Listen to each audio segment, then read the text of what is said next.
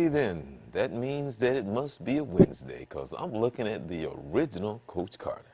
How you doing? Doing real good. How you doing, Charles? Hey man, you know I'm good. I'm good. I'm good. I'm good. It's Wednesday. There's a good chance that I might go water skiing um, this Oh week, yeah.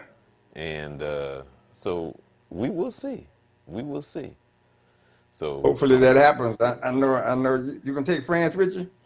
uh, I, you know what? I think so. Yeah. Based on her availability. We originally was supposed to, and then we found out that she had agreed to a gig. And then I said, Okay. "You know that we're supposed to go water skiing, right?" And she's like, "Oh." So the person that I'm supposed to, the person that we go water skiing with, made note that it has to be early. So he said, well, look like the weather might not be right for Friday, so maybe next week. So I'm hoping that Friday, if we Hmm. go early, then we'll be able to go water skiing because we haven't been the entire summer. Because normally about this time we would have gone at least maybe twice. But the gentleman that I go with. He's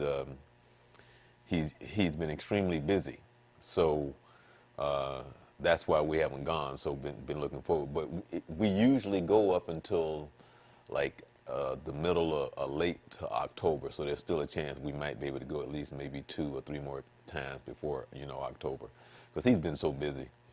And so that's why we haven't gone. And everything is based around everybody's schedule, and it's mostly his schedule. Right.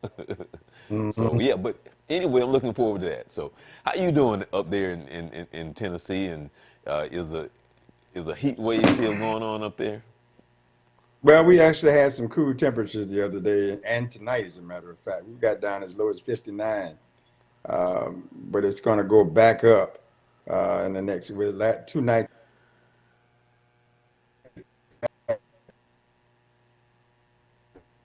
I was 7 on high school football team, had a 7-on-7 in one of our rival schools.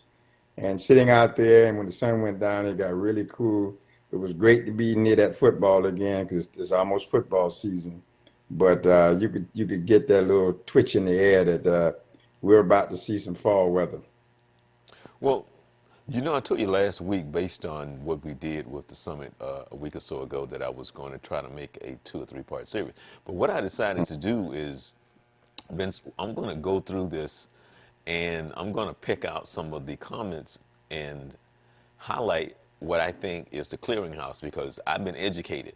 And so I want to take some bits and pieces because the parent that was there gave some interesting points. And so I think that we in the next week or so we will try to highlight and get some feedback. Maybe we can have somebody come, maybe I can get Coach Elijah Williams to come on as well to kind of help us with this clearinghouse, because the word clearinghouse was never spoke of when I was in school. So when you said clearinghouse, I'm like, is somebody knocking on my door giving me $5,000 a week? What are we talking about? That could be the case. That actually could be the case, but not the publisher's clearinghouse. Not publishers. Right. So I think that a lot of parents and people, because I mean, I would think it's strange. Well, I don't know, because you were in high school coaching and stuff like, well, in your circle, would you find it strange that a parent would have a kid in 10th and 11th grade and not know about the clearinghouse? Would you find that odd I these would have days and found it time? odd in the past, but not today. Okay. It's becoming more prevalent. It's necessary. Again, you can get offered as many scholarships if you like. If you have not, your core is not intact, and you haven't gotten that through the clearinghouse, you can't accept. So that's a lot of kids have run into that over years. So it's more now. People may not be taking it full advantage of it to some degree. They're getting caught maybe finding some less, but everybody pretty much knows about that now, or they run up on it. So it's a common. It's a necessary. It's not an option. It's a necessary. You gotta get through there. And that those courses that he talked about, those 16 courses, that happened. That's got to happen. So, and I think that's why sometimes you see kids jumping from high school right into. I know a couple of basketball players that I'm believing that's partly why they did what they did because they didn't have that they couldn't accept scholarships, so they took a direct route, which they probably didn't want to go to school anyway, which is probably an assumption on my part. But forced to do it, not available to have it, and then the opportunity being there, I think some kids took advantage of that. So it's more known about now than ever before. It's being talked about. But if you aren't in that circle, uh, you probably wouldn't hear that much about it. Wait, let me say hi to my friend Christine. She's out in California, and she's someone who comes on the Journey 2020. And after Hmm. today's soap opera, Christine, you know you got to call me. She's part of the Black Caucus, the Okay. Black Caucus. She actually lives in California, but she part of the Black Caucus here in Florida. So that's East Coast, West Coast. I'm not quite sure how she does that, but she was just here for a conference a few weeks ago. But she's very passionate, and I love having her on the show because she's very knowledgeable. But I just want to say hi, Christine. But anyway, the clearinghouse, and breaking that down and understanding it, which I think is so very important because there's still parts of it that I don't quite understand that I was trying to grasp when we were talking about it. So that's why I want to go and hit some of the highlights and then talk about it more so even I can better understand it. I think it would be truly advantageous is to have Coach Williams and that parent be involved because they actually went through a process of how that actually works, and they have gone through it because they can really offer because it's a must, it's a challenge, it's something you got to pay attention. That we always tell kids how important their grades are, and there it is, and particularly if you're trying to get an athletic scholarship. So they would be great to come on and really talk. Right. Now, let me ask you this, I'm aware Vince. of it. Is the clearinghouse the standard, uh, no Yep. matter where you are? No, it Is doesn't it? matter. I mean, so it's If the you're same trying no to matter get a what state scholarship that. Division 1, it depends on what states each state has, but you got to have these core courses. That's bottom line. And it may be different Division 1, 2, maybe, but it is necessary for a Division 1. You got to have that. That's not an option. Hmm. You got to have that core, or they can't really offer you. You can't accept the scholarship. See, but and then what? Because I know what I know, but I don't know. And what I mean by that is, we kind of covered that on the panel. But what I mean by that is, there are coaches, and I mean, there's just so much to talk about when it comes to that. There are coaches that are there for their own namesake. And then I wonder how educated the coaches are on it to educate the kids and the parents, because if the coaches don't care enough to engage enough to know about it to help the kids when their mindset is only on the wins and the losses, and because they're shuttling those kids through and they're being replaced, and their mindset is it's really not my thing to really help this kid get to where that kid. And I know I open up a can of worms like that, but still, I just wonder how many coaches are still not there. Is what I'm saying when it comes to that, you know. No, Well, I'm this saying I is wonder. I'm asking. I wonder if that's an issue, and it's not a question that you and I can answer. But I'm asking in general. I just wonder if it's still an issue for some of these coaches that don't really pay attention or don't it have the doesn't. knowledge. You've got the school has that responsibility, the guidance council, the guidance department. There's a multifaceted involvement. It's not just the coach.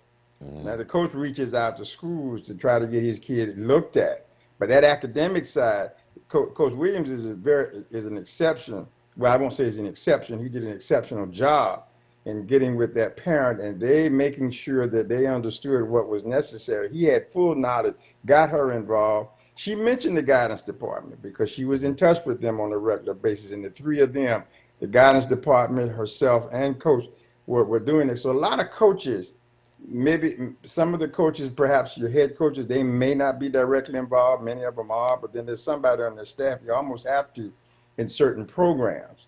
And when I say that, when high profile uh, programs that are getting Division I schools coming to your campus, like for instance, you got Alabama coming on campus, you got Clemson coming on. These things are intact and they're discussed before they get there. When they start looking at that kid, when those schools start recruiting kids, they start looking at these issues, and they walk with you or tell you, "Hey, we need to see this in order for us to be able to do what we need to do." So it's very involved, and with people looking at scholarships to help their child and this student athlete get assistance in his or her education. It's looked at because when the school starts recruiting that kid, they start talking about, let me see his transcript. That's what they're looking at. They start to look at your transcripts, and that's why they start early. They start looking at kids in ninth grade, 10th grade, because when you get to 11th and 12th, it's a struggle, especially if you're a 12th grader. So they're going back looking at what have you taken over the last several years of your schooling and how that matches up with what they need to see. So it is a process, and even if you aren't involved, you have to get involved Yeah. as a coach. So when you start, you're coming on your campus, and they come and you aren't prepared, or you show no effort of getting these kids prepared. The word gets out just like it gets out. You got a great talent pool. It gets out that you're not handling your business. They stop coming, but that's a waste of their time. That's a waste of their time. So the reputation of the school, the coach, the program, all of those things go into effect. A lot of people think it's just this highly talented athlete. That's the first. That's what absolutely catches their eye. But then they say, well, once they decide they're interested, then they start going through the checklist. What kind of student is it? What kind of person is it? What kind of family comes from? Then they want to look at what is he taking? What courses is he taking? How's he? That's where that comes in. It's very prevalent in recruiting kids today with the amount of dollars being involved in scholarships. Yeah, you got to be on your P and Q. Um, I'm going to ask you kind of a crazy question. Have you ever have you ever found yourself in the many years that you've coached and all of the athletes that you have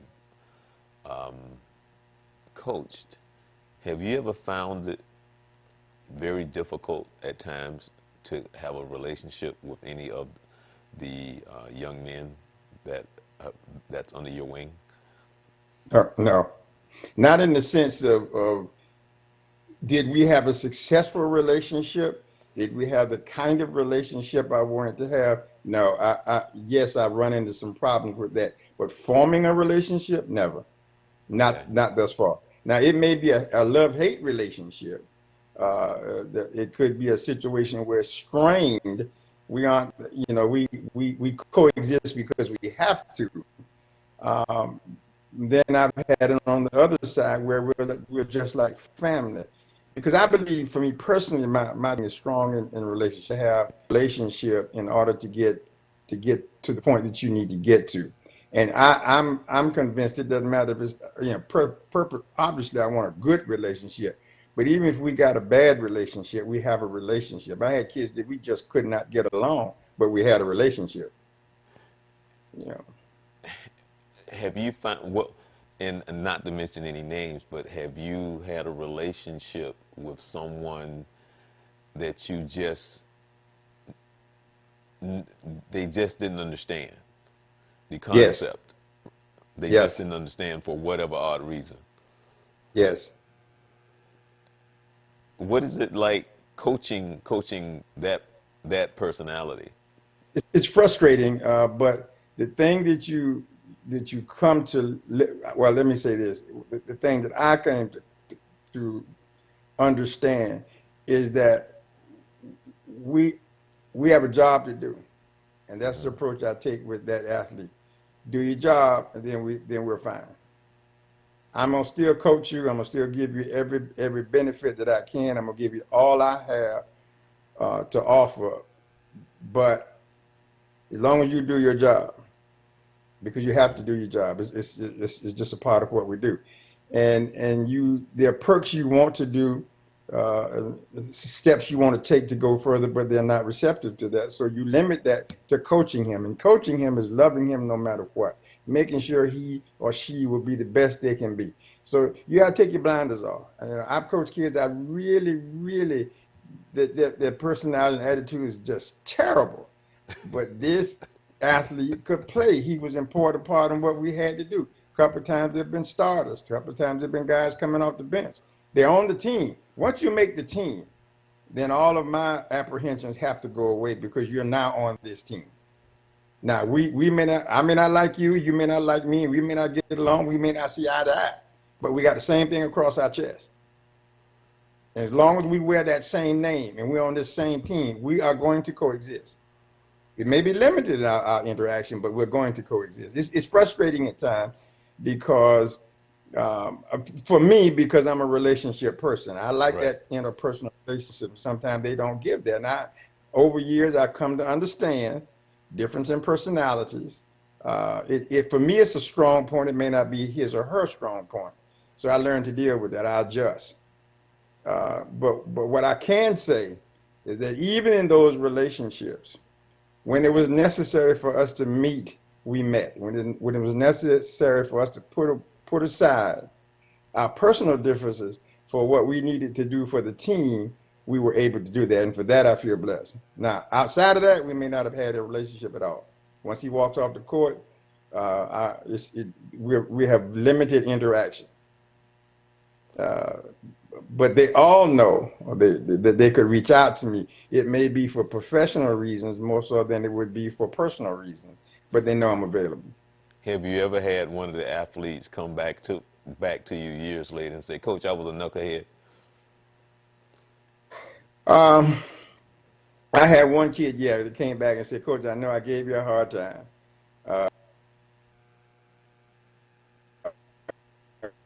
And I said, let me share something with you. I ain't like you either. Hmm. But in this particular young man, he was just what I perceived was being misguided. And I was fighting an uphill battle. I really thought he was not getting it. To some degree, he was not getting it. But I think once he left us, he went on to do other things. It came back to him. I had one kid, when I coached him in the summer, and boy, we just butt heads from day one to, to the last 3 summers. We just fought like cats and dogs. And he went on to play college basketball. The coach that recruited him left, and they got a new coach just before the season started. And this new coach was all over him like oh man, like a beast chasing honey. And to my surprise, he called me. I was absolutely shocked because I would never think that he would have called me. Now he had called another coach that coached with us, and he had talked to that coach, and that coach told him, said, "You need to call Coach Carter." And he said, "Oh man," but he did call, and he was trying to understand why he felt like what I was doing with him and during the time we were together was very similar to what was happening to him. And he said, Coach, help me understand. I said, well, I walked him through why I did what I did. And we came to the conclusion that's why this was happening to you. This guy believes in you, but he's got to get you on his. So we went through that. We talked for about, off and on for about 3 weeks consistently. I mean, it's almost like therapy session. And finally it clicked. It got into it went all the way from preseason all the way into about 4 or 5 games into the regular season when it clicked, and he got it. And he and the coach after that had one of the best relationships from what he said to me that he could ever make. He actually called me a couple of times after that, just saying, Coach, man, I'm having a ball. This guy is fantastic. Thank you so much for. So he just like you. You know, I guess he was trying to give me a compliment. And he said, "Now I get him. I understand him now, Coach." And he went on to do and play very well. But so it's that thing. It's that personality is what I love about coaching. It's that interaction. It's you put your work in and it comes back to you. I've had kids call back and say that some of the stuff that I've shared with them that would they see is that, Coach, I actually saw that. I was sitting there in the locker room, Coach was just going off, and I looked up and I could have swore it was you. He sounded just like you, said the same words you were saying, and so I've had some of those moments. I've had some kids who didn't like the experience, but did say it was beneficial to them. But one kid called me and said, "Coach, I didn't like the way you delivered, but you were right. But Right. I didn't like the way you brought it to me." And then I did have that classic one. He said, "Coach, I was a knucklehead." I said, "Yes, you were." And he said, "But I appreciate you not giving up on me. We fought every day. I mean, we fought about the sun. Is it cloudy? Is it partly cloudy or is it cloudy?" We just argued. I mean, I don't know what it was about us. We just never could see the same thing for some reason. But he was a very good athlete. Um, we argued about a lot of things, but when it came down to him performing on a basketball court, he was very diligent about what he did. So over time, I've had a little bit of everything. I've been praised, I've been demonized, I've been liked, I've been disliked. But I always feel like it was for a reason that maybe I was just at that point when they needed what I was able to bring. But Charles, the most amazing thing that most of these kids don't get, Hmm. it's what they gave me, Right. what they did for me that really them don't understand.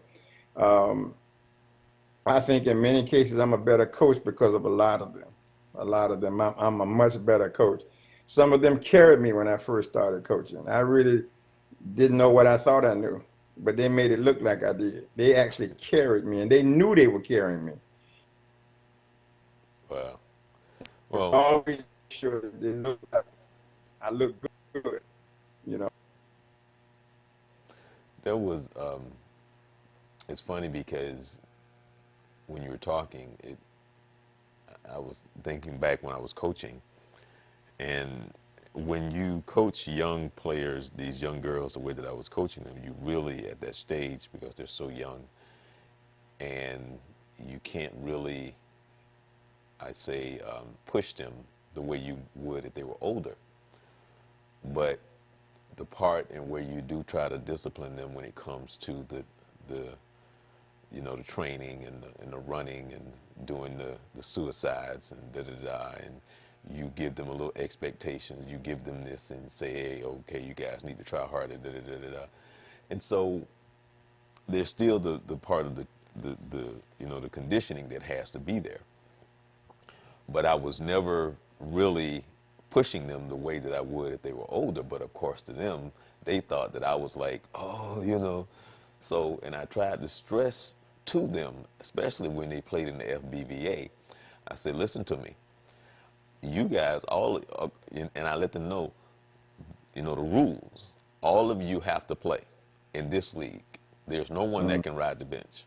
All of you have to play.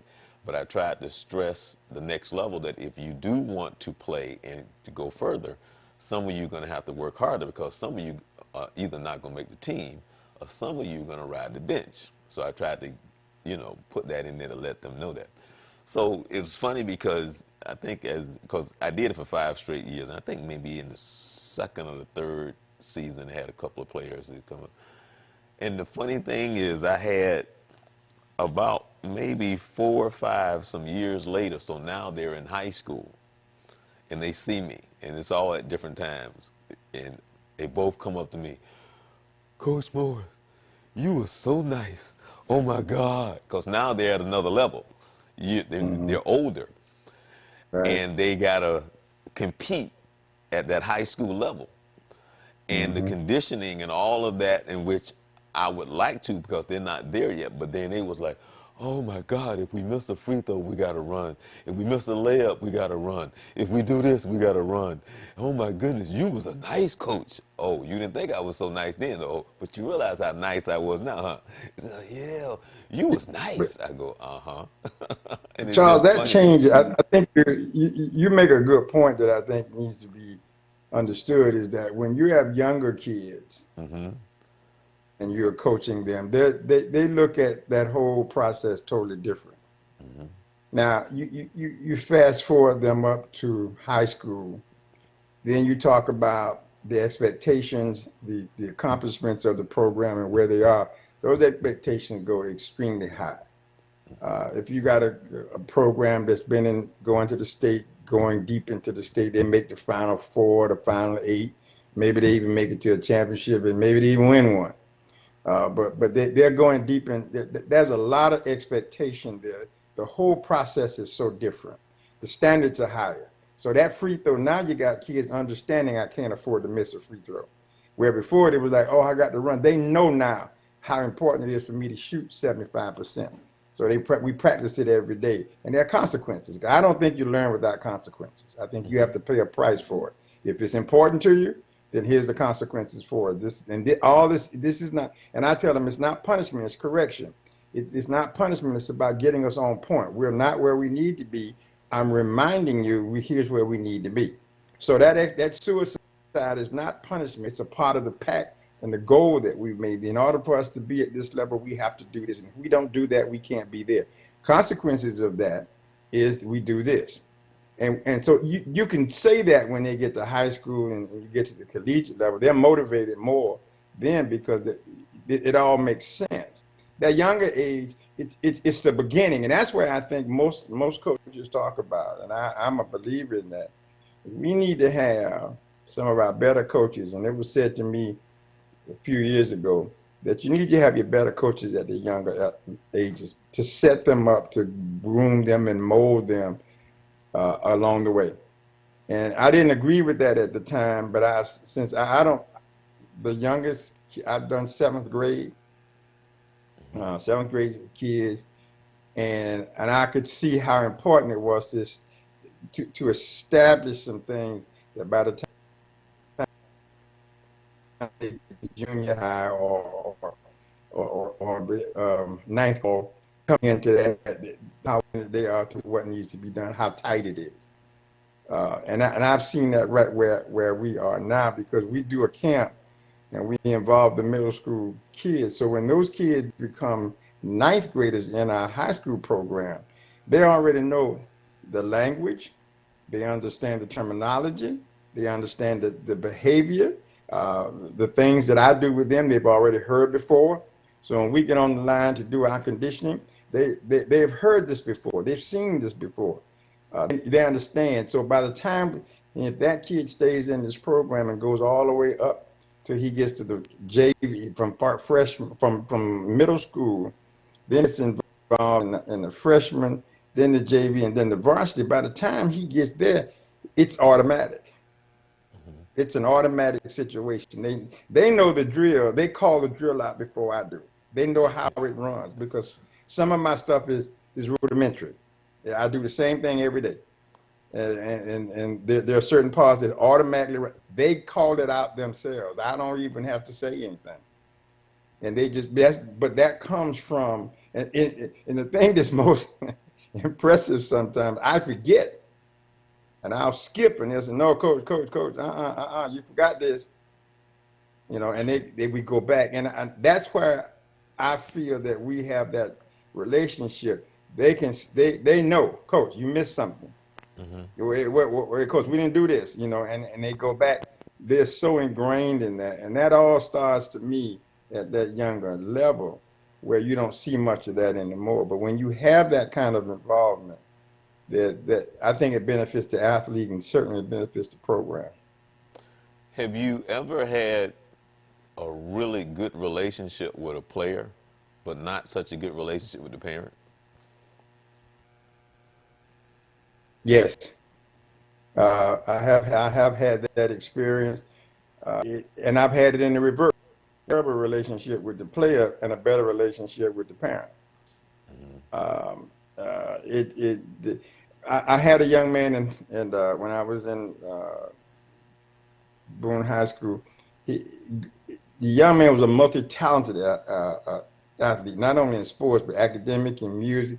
And his parents did not see any value in sports. They were huge academia fans, and they felt that that was more important for his development than anything. But the kid was a good athlete. He actually could have been a heck of an athlete. But they showed, and I had to go pick him up, and take him home, and pick him up to practices if we practice. They were offering no assistance whatsoever. They tell me whatever you want to Wow. they just didn't believe. Now academically he was a very smart kid. He sang very well. He played instruments well. He was a well-rounded kid. They just did not see the value of athletics. It just was not their thing. So they put up a lot of obstacles, and he was able to overcome them. But eventually, he gave in and walked away from the sport, which I thought was a big loss because I really thought if he would have been a pretty darn good athlete. As it turns out, he became a very obviously graduated, very well, very high in his class, and he sings, dances, and plays instruments. And from what I gather, he's doing very well. But to me, he could have been a good boss. So parents didn't value that. Wow. They had no interest whatsoever, and they had limited contact with me during the time that I coached him. In fact, I very rarely saw them at all. And Wow. uh, That's but yeah. but it was I valued them. I'm like, this is your child. You know what you want from him, and I understand that. What I just simply wanted to say is here's another avenue for him, but it wasn't important to them. So we did what we could. They did let him play though. They did let him play, which I appreciated that. But they made it hard for him. I mean, we practiced on the weekend. I had to go get him. Had to take him home. I had to take him home from practices and stuff. They just were not there.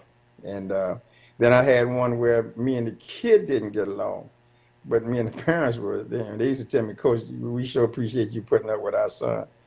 And that was an unusual relationship, very unusual. But we made it work.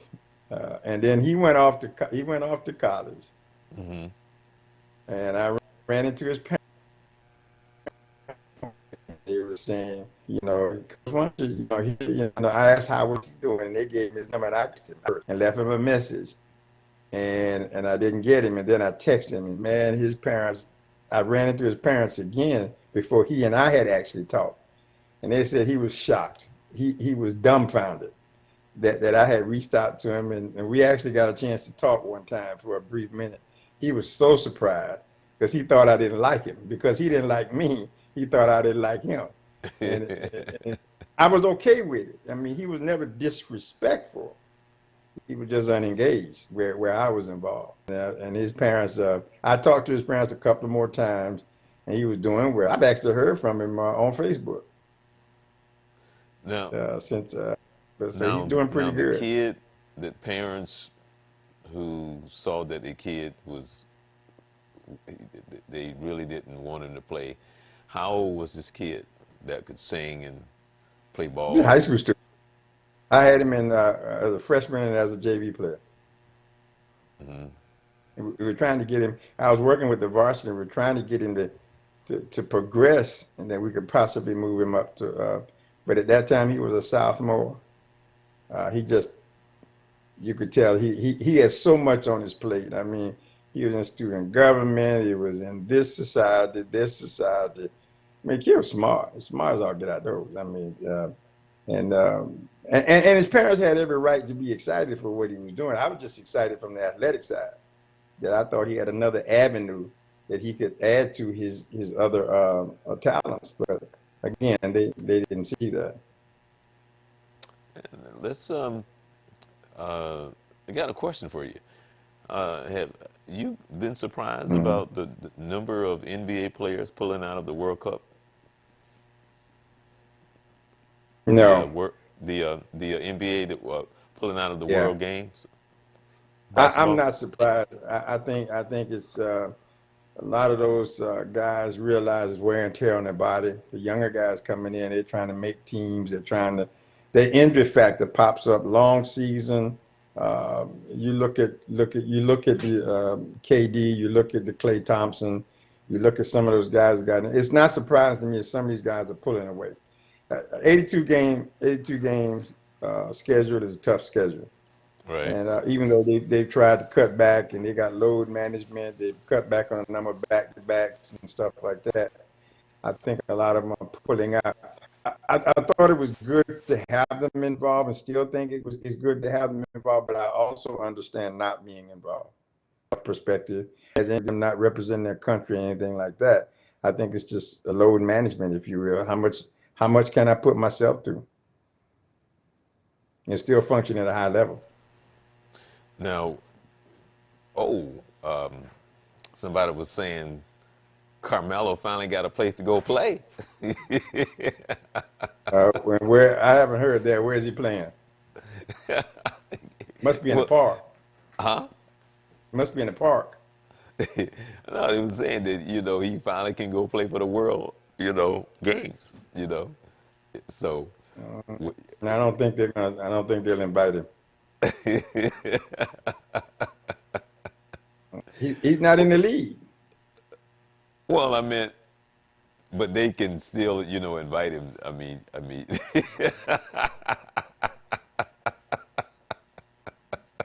Carmelo's best bet is to go to YMCA and play at the noon crowd and be a star.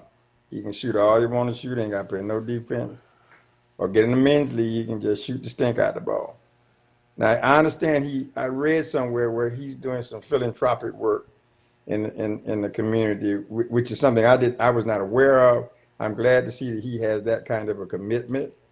I think I really commend him for that. But as far as the basketball, he's done. And I wonder, have Did this you read what? Um, ooh, can't think of his name right now. He was ooh, played with the Pistons. He was um, commentating. guard Yeah, big guard. that's now the commentator on Yeah, ESPN? yeah, yeah. He made the statement of what is so. Oh, I can't think of his Chauncey Billups. Right, Chauncey Chauncey Bill. Billups had made a statement that the reason Carmelo's problem is he wants to be a starter, he wants to be an option, he wants to not going to happen, and that's why he doesn't want to play in certain places. That's why people won't bring him on because you're not going to start, you're not going to be a first option. You will definitely be a bench player, and you will have a limited role in what we do. And he's not willing to accept that. And Chauncey was saying he has to come to grips with it. That's where you are in your career right now, and you want all these starter minutes, and you're not going to get that. They're Well, not going to well, give you that kind. well. That's one of the things that we keep saying as we talk about him, because his inability to reinvent himself, and that is one of the biggest problems over the years because his mindset, and so he never truly developed other than just trying to pull up and shoot a jump shot. So, in his mindset, that was Well, that was all that he needed. You know. So, again, men's leagues will take him in a heartbeat. But he's not. He's not. That mindset will not allow him to play any place else. right. Nobody. They won't take him overseas. Where over there they're going to demand that if he's an offensive player that he be able to come in and score, which he can do that. But even that's diminished because of his age. I mean, Carmelo's getting up there, and he can't play any defense. He you got to come to grips with it. It's just like we all have to come to grips with Father Time. Father Time makes us stop and take a second look and say, okay, I can't do that. I want to, but I can't do that anymore. And I've been there. Everybody else gonna be there. And he's gonna be there as well. So he's there now. He just refuses to accept it. Well, with I don't know if you had a chance to look at the team, who who's playing, because James Harden said he's not going to play Anthony Davis. Lillard say he's not going to play. I don't think. Let me see. Who else pulled out? But with what is left, let me see. Eric Gordon, McCollum, boy Harris, who plays for 76ers, pulled out. Bradley Beal pulled out. DeRozan pulled out. They were talking about Zion playing, but it looks like he's not going to play. These you're talking about injury prone players too. They can't afford to go over there and play in that and get hurt. They just can't. And not with the NBA season coming up. Zion's already suffered already, and with his special conditions, it's not a good move. D Rose, he just getting back. He can't afford. And I really think they want to. My experience has been they really want to do this, but now they're looking at their careers. They seem that something like they may go over there and do very well and have a terrible season themselves from a physical standpoint. I mean, they may get hurt and end the season. So I think everybody's backing out. I think some of that needs to be looked at too. I think that's a conversation that needs to be had. How important is that, and where do we draw our players from? Can college players be involved? I mean, they need to look at that because if you're talking about load management in the See, NBA, it's like a lot of load. like Kevin Love and Vince, you and I both know this wasn't an issue back in the day because they would have put a team together that was actually college players. Yeah, but So they got beat up, so that's why they stopped doing that. well, Because well, those are well, professionals. well, that's what I'm saying. So now, do you think that they will go back and pull a mixture of some of the top college They players might do that. and the That NBA? that might be a solution. The best pull from some of your better college players and let them have that experience and going to because what they're playing against is seasoned players. These guys are professionals over there where they play at, and they've been playing for a long time. And so you got to be competitive, or you will go over there and get beat. So I think that may be the next. Maybe see the G League players being involved. Which to me could be, which might be, depends upon how they look at it. What is what their overall opinion about it? I think involving an NBA want to be put together a heck of a team because some of the G League players are heck of players now. They're having a hard time breaking in, but there's some darn good players out there, and certainly Division One, your top college players that these guys play very well. So it could be an alternative. I like that idea. I would vote Well, for that. yeah, I mean because like right now they do have Middleton, who play for the Bucks. They have Jason Tatum. They have Harrison Barnes, Kyle Mm, Kuzma. They have P.J. Tucker from the Rockets. mm. They have Andre Drummond as a center. They have Brooke Lopez as a center. Kevin Love pulled out, like we said. Well, Kevin, Then sure, he's not healthy. He hasn't been. I mean, he can't afford to get hurt again. It was in his career. He just signed. You look at some of the guys that pulled out. They just signed big contracts. So they want to save best play for the NBA. See, again, they love this idea, but now it's different times now. Before it was easier to field a team. You didn't have as much load to carry, but the load management, big deals, different time now there's a lot of big money on the table. Just so many that it's to me it was something that was going to come about. I'm sure they thought about it. This may be it now, and they got to see how they're going to do it from here. There may be some changes next year or even this year as to who's there. Uh, do you think, and I'm just asking, you think Dwight Howard is going to come back and play again? if Dwight is willing to accept the backup role, he will not be the premier player that he once was. If that's what he's thinking, that's not going to happen. Dwight's reputation has been sorely uh, destroyed out there. I mean, he has not performed well where he's been, and he's caused more problems than he has solutions. I think he's a player that can still play, but I see him more as a backup player than I see as a starter. Now But he may see, go to young teams and be able to do something, but I think he's still got a little bit left in the tank. He looks different. He's lost weight. He's smaller than he was before, which means he's probably not working out the way he was. Dwight has had some physical challenges, but I think he still got it. But he's talking about he wants to go to the Lakers or the Clippers. He could see himself playing there. I don't see that. but I see, don't see that. I never looked at Dwight the way other people looked at him, because to me, he wasn't the guy that you said tonight he's gonna get you 30.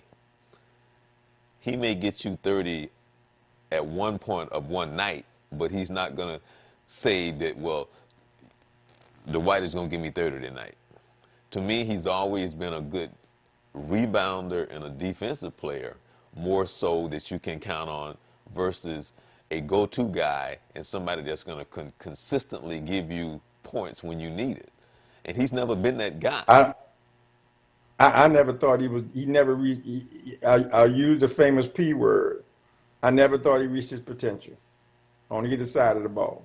Hmm. He had flashes. He had moments that he looked fantastic, but they were not consistent. Right. Um, he didn't continue to develop his Exactly. game.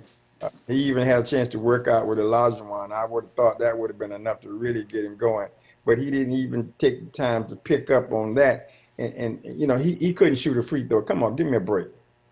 I mean, as much instruction that he's had, his free throw percentage was terrible.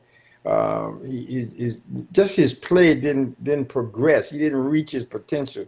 Then he got sidetracked with some social things, and then that deal leaving Orlando going to the Lakers, that blew up out there, and that really started his spiral downhill. When he blew up out there, and Kobe blew up on him out there, and they accused him of not working hard, not being a lazy player, and now it hurt him, and his performance after that confirmed that. The places he's been, he's not been a factor. He's not been a factor. I'm not saying he's not. I still think he has the ability to play, but he just got to play differently. Accept the difference. Yeah, I think he can. His contributions would be as a Look at the rebounder and Lakers. a Even the Lakers is defender dysfunctional as if he put forth but, the but effort. but I don't know if he can do that when you look at what the Lakers got on their roster, which is not, they're not the powerhouse everybody to make them out to be, but they got some solid players sitting there. The Clippers definitely, there's no place for him there. What is he going to do? He can't play to those teams' level of performance. That's what I don't think he's understanding. You can go out there and join the team, but you can't give them what they need every night. I don't believe you can give them that. And especially a team like the Lakers, who are dysfunctional as they are, all that nonsense they got out there. You got Boogie Cousins out there. You got they're gonna put AD at the 4, Boogie at the 5, and you got Jamel McGee out there. Where's Dwight gonna play? You got three guys right there can play. They can play 5, 3, 3, 4, and 5. What do you need him for? That's um, the Lakers. So when you get to the Clippers, once again, where's he gonna play? He's gonna have to come off the bench as a backup, and if he doesn't want to do that, then he's insane. Which, And which I and always believed he was. and the funny thing is that talk radio. There was somebody said on talk radio here that they should bring him back here, and they were like, no. Not where the Magic. People underestimate what the Magic did. They actually played some real good ball last year for a change, and what I think that came about from. is staying with the group. Stop trying to add that superstar. They don't have that kind of money. They're not that kind of market. They have one like that, so nobody really wants to come. So they got together a good group of guys. That, they got a couple of guys that play at a different level, and they let this guy work with these kids. They actually came out there and played some good ball. I watched them a little bit, and what he would bring back to the Magic now would destroy everything that they work for. Which, you know, Dwight's a drama queen. He's a drama man. Yeah. Let me rephrase that. He's a drama guy. I don't want to start. He's a drama guy, okay. and what just like Carmelo, they don't bring anything to a locker room, but dysfunction, confusion. So if they brought leadership, I could see him being on the team. But they don't bring that. They bring confusion. They bring headache. They bring paranoia. They bring all that other crap that they don't. The teams they already got them young players. Their mind's already twisted, and now you bring him in. And Dwight's past has been a little questionable because I understand he recently sat down and addressed the concerns or the question about he actually addressed it through a conversation with a reporter that they addressed him on whether or not he was a homosexual and if he was gay, and he adamantly denied. But um, that was good for him to get that out there for Well, yeah, But I mean, he had quite a bit of drama going on for a while. It's just have like, you wow. seen Dwight lately? You seen a picture of him lately? No, Okay, look him up okay. and then call me. And I am by no means am I questioning one's decision about how one wants to live their life. I'm not questioning that. That is his bailiwick. If that's what makes him happy, I'm all for it. Okay. But I'm just simply saying, if you look at where he was and where he is today, and everybody changed. I've changed. Oh, Everybody else gonna change. I understand that. But okay. once again, I want you to look at him, Hold on, wait a minute to now. hear. I gotta wait a minute. I got a computer in front of me right now, so Uh, you okay. you you might want to do it off camera. You might want to do that off camera. I'm just saying. Okay. And That's again funny. now, and again, excuse Okay. me. Let me Let me ask you. again. That's my opinion. Hold on. Let me. Okay. Let me put in. Okay. All right. Uh. Ooh. Okay. All right. Um. Question. Quickly. How about them Cowboys? Give me some NFL news real quick. Give me some NFL news real quick. Well, it's hard. Everybody's going to camp. Remember, everybody's coming into camp. Cowboys are struggling a little bit with whether or not they want to pay Zach, and whether they're going to pay Zeke and all of that, which to me is kind of crazy. I think that he's going to have a good year this year, or I think he's gone. I don't understand why they would not want to pay these two individuals because that's and you got Witten back, which is huge. But I really think that Zach has Prescott deserves to be paid as a starter, and certainly Zeke So I don't know what the holdup is on that. They might be talking about length of contracts and so on and so forth.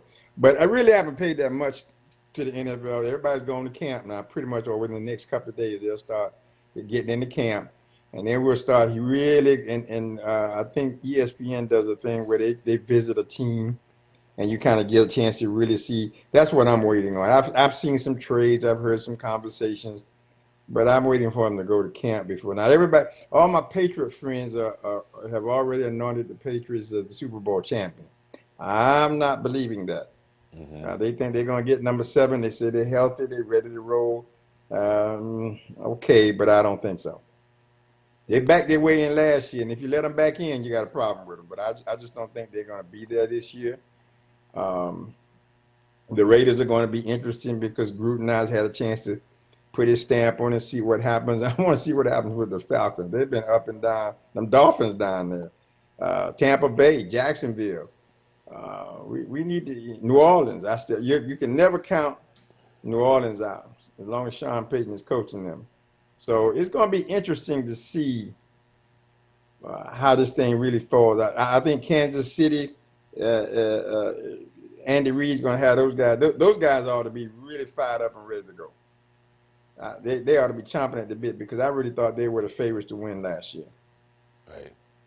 France, Philadelphia, the Eagles, they got some bright spots. So it's just going to all come down to how healthy they are, who they got, and how well they adapt. That's the whole league, I'm saying. I'm gonna I'm I'm gonna go back to the NFL, but you know what? I did not know that Dwight Howard got traded to the Grizzlies. I had no idea. Yeah. Did you did you know that? Oh yeah. Yeah, I had no idea. See, yeah, he got It's traded to the not. Grizzlies. We Oh don't know if wow. he's going to be there or not. Okay, okay. They Um, might buy him out. yeah. Now back to the NFL. You know, I heard them talking about Kansas City and whether or not their quarterback going to be able to duplicate last season, because now that they're going into the season, the defense coordinators have a better idea of how to better prepare for him, and they were taking the odds on whether or not he would have a 50 touchdown season. The majority of people said no, but he's not be able to duplicate last season because of that. The fact that now that the defense coordinators will be able to look at his habits and be able to, but he's a great quarterback. I mean, he showed that. So whether or not he'll be able to duplicate it, I think Well, maybe. a lot of factors go into that now. Yeah, certainly the defensive coverage and how well they play him, but receivers, how well they run their routes, do they catch the passes that he throw? With the offensive line, give him time to sit back and throw. That was a phenomenal season he had last year. I question whether or not he can duplicate that, but I still think even if he can't, they're going to have. Uh, I anticipate them having a good season again. I mean, because their defense I love their defense. They got a ground game. Right. That boy, and plus the quarterback ran the ball and he could throw the ball. So I think Andy Reid is savvy enough to come up with, yeah. I mean, here's what we're gonna put this on the tape and try to go out there and do something. So, but I mean, the phenomenon. I mean, what he did, yeah. I mean, statistically, I would agree. I don't know if he can duplicate it. I don't think it's because of his inability. I just think it's so fantastic that the all that happened just like that again is likely, but it's probably not likely. Yeah. Well, one of the other things, real quick, going back to college football. Last week we Mhm. talked a little bit about Alabama. We talked a little bit about Clemson. But when it comes to Auburn, Michigan, Ohio State, what are some of the other? Well, nothing is really being said about Florida State. Miami been kind of out of it for a while. Florida, I think, lost 3 games last year. Mhm. Nobody's really talking about any of those teams. It's all Alabama and Clemson. So I think, When you look at the recruiting process, and you go through both of those teams' rosters, they got the best athletes out there, and they're two of the strongest programs. Now, a lot of these other schools got the potential to have good athletes and programs. It's just a matter. Alabama and Clemson seem to reload better than anybody else I've seen so far. If you look at Alabama's depth chart, they got guys not playing that could probably start on other teams. That's how deep they are, and that's how they set that thing up. They go out and they build deep. Clemson do the same thing. They build deep, and then it's how they work. I watched a spring training session with Alabama. It was on TV, and the way Saban ran, you would have thought it was regular season. I mean, he attention to detail. And I've talked to coaches who know Saban. I've talked to one guy who used to coach under Saban. It's a job, man. He don't play. The margin for error. We'll get it negative this time. And that's the way he runs. And so these guys are drilled and drilled. I've heard athletes talk about their preparation, what he puts them through, how he challenges them both physically and mentally. And the expectation is so high. So very, very, very high. I mean, you say, well, some people make a mistake. He doesn't. No. Some people don't make. You make a mistake because you're not prepared. And he prepares them well. So that's why you have to always look at if he's got any kind of, and he gets the best talent. Alabama, Clemson gets. I mean, all these other schools get too, but the depth of it all. I think the guy at Florida State is going to have a better year than Taggart. Really, Taggart is going to have a much better year than he had last year. Will he be at Alabama level? I don't know. I don't know if he'll be that level, but I think they'll be better. Miami, I think they got a new coach. They got, so that's a learning period. What will UCF look like this year? What's going? So it's talent, man. It's talent, and then I think after you get talent, I think it comes down to programs and how they prepare that talent. And right now, these two schools, well, and there are others. I would definitely tell everybody it's not just them, but these two have demonstrated over the years the consistency that many others have not. Mm. Well, I'm looking forward to it because I don't know. I wanted to make a prediction, but I'll wait until 3 weeks until we into the college season. Then I'll make a bold in reference to who will not be in the championship, well, who will not be in the Final Four. Okay. Yeah. I'll wait until about 3 weeks into the season. So, but you have to keep in mind now. You got teams that the more veterans you have on your squad, really is a huge advantage, obviously, to how well you play. And so if you got a team that's got 50% of its veterans back, that 50% helps train the other 50% and raises the level of how they play. And that's a key factor there. I mean, if you lost 22 starters, you lost 11 seniors or 12 or 13 seniors, unless you got a deep depth chart, you're gonna have a struggle. You're gonna have somewhat of a struggle. Now, any given Saturday, somebody can get beat. I mean, it can happen. So, but it's just margin for error is a small window, real small window. And I don't know, because as we talk about Alabama, but it looks like Clemson exposed Alabama in that championship game. Yeah, but that's 1 year. That's one game. But let me tell you what happened on that. No. Well, that very next day, and I got this on. I know this for a fact because of the people that I talked to, and this, you know what Saban was the next morning. But this is that ain't gonna happen again. No, well, my point that I'm trying to make is Alabama has always been Alabama. And they haven't changed in the sense of who Alabama is, and now they're in the championship game, and Alabama got exposed, and that's what I'm saying. I'm saying, yeah, right. Yeah, I mean, the Patriots got exposed, right, and it happens, but when you look at consistency, I mean, he's gonna close that up. In many other programs, they would struggle to close that gap up. He's not going to have that problem. He's not that gap will be gone. Whatever exposure that it was perceived that Clemson got, that's gone. Now they're going to have to find something else because that's just the nature of the way the program is run and the type of talent that he had. You expect Clemson to be able to to come out, and they would have to play at the level that they're playing. That's what you expect. Somebody found a weakness and they were able to exploit it. You got two of the best teams going against each other. So any weakness, if they can increase it, Alabama, Saban said themselves, they got caught, they couldn't fix it, and they couldn't take advantage of what they found in Clemson. They were too busy trying to cover their own back door. Right.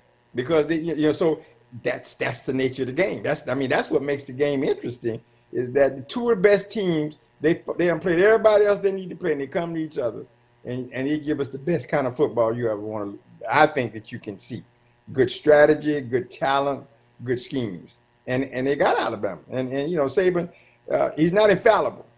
He admitted that. We expect they met part of their expectation. They got to the championship game. What they did not do is they were unable to win, but they got there. Right. But That was the expectation. We will be in the championship game. He said going in, though, that he had weaknesses. He had said that he was upset maybe 3 weeks prior to that, before they ended the season, went into the playoffs. There were some things that he was very displeased with. And he said then, if we don't fix this, we will get beat. Now, I don't know whether he was talking about the actual championship game or en route to the playoffs or whatever. I thought they played better, but obviously they didn't close that gap enough for Clemson.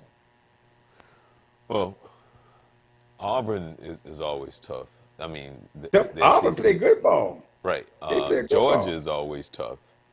North Carolina is going to surprise some people this year. Mac Brown is back, and what I've been watching a little bit about what they're doing, what they're putting together. He got a lot of kids that have committed to go play for him up there at Carolina. So I don't know whether he'll have the type of season that will catch everybody's attention his first year back, but certainly his second and third year could be extremely interesting because new coach, new system, it takes a while.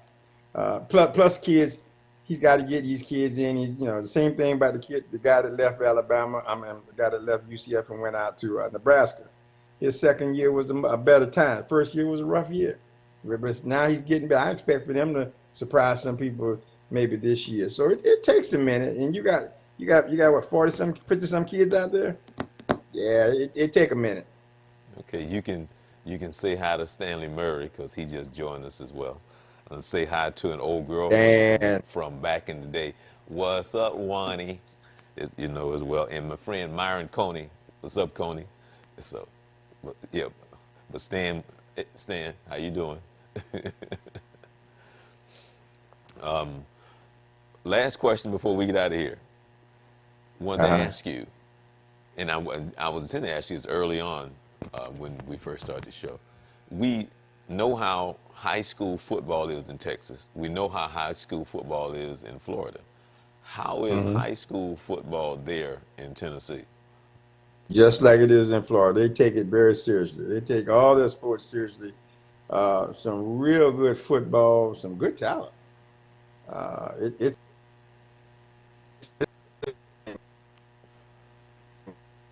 obviously I highly, but I've actually been to a couple of others, and yeah, it's football and basketball. But they excel in so many other things. But those two are huge here. And boy, I'm tell you what, in your smaller communities, everything comes to a halt for the football game. Very similar to what happens in rural Georgia or certain parts of Florida or Right. Texas or whatever. That's the same thing here. They love it. Now I see. Uh, we talked about this earlier. One of the things I noticed about this area specifically, there's a pro football team here in the area. They've had reasonably good seasons, but the hockey team, man, has this city captured in its heart. I mean, they went to the Stanley Cup, and on a hockey night, man, I've gone into to sports bars. They have one TV on basketball, and everything else is on hockey during that time. And Wow. sometimes you can't find anything on but hockey. They have not converted me yet, but I'm starting to break down a little bit. I know one or two players on the team which is amazing to me because I have no real interest in hockey. It's much But better in I see person. myself, It's much better in huh? person. Well, I see myself going. I've been to two, not here, but I could see myself this season going to a hockey game because they get so excited. I mean, this city winds up so tight, man.